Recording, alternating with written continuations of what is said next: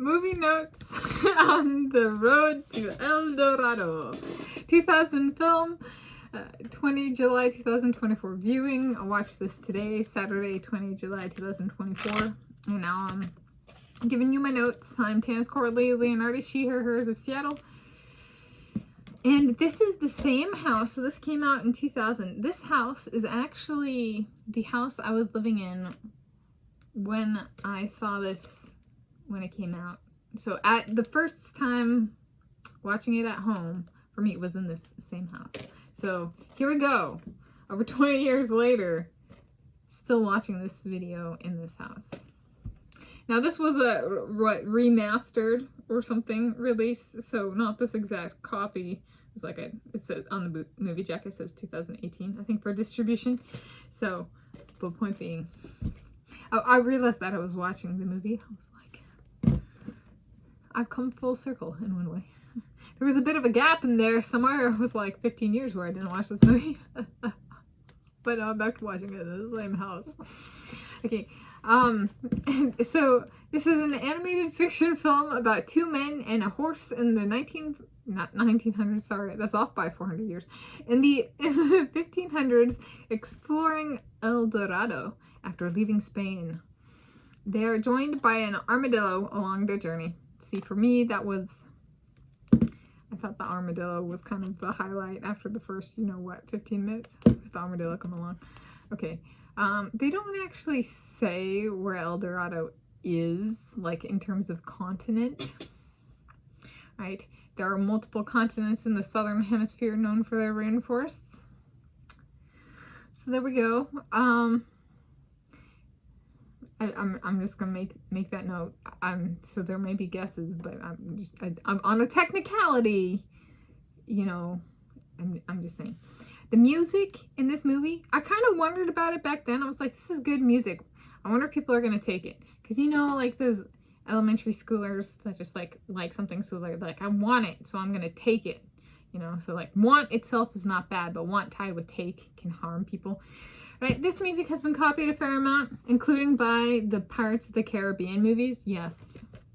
I was watching it and I was like, hey, that's where the Pirates of the Caribbean stuff came from. And those came out a few years after this, right? This is not Disney, this is DreamWorks. I don't know what the Pirates of the Caribbean movies were. I do not necessarily qualify myself as a fan. I gave this, so I had problems with this back then. I think this is actually, oddly enough, and maybe I would say, so there's like a scene where the two adult cartoon men strip down and there are monkeys watching them in like a watering hole, natural hot spring or something.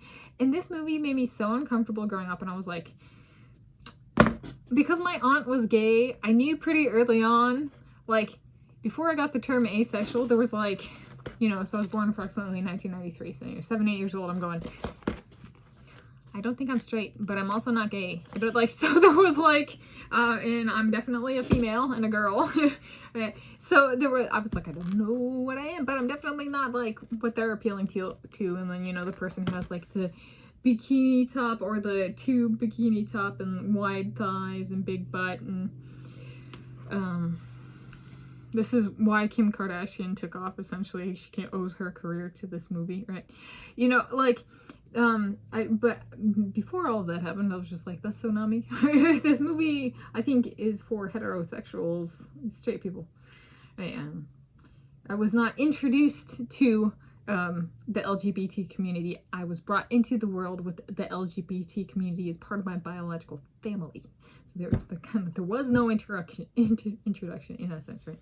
I was brought up living with her as my family. So, in that sense, yes, self-definition in that particular arena of sexual orientation, biological sex, and gender was just part of life from when I was in the womb. And so, but this was one of those movies where I was just so like, I'm so not what this is portraying, which is saying something because I'm Native American.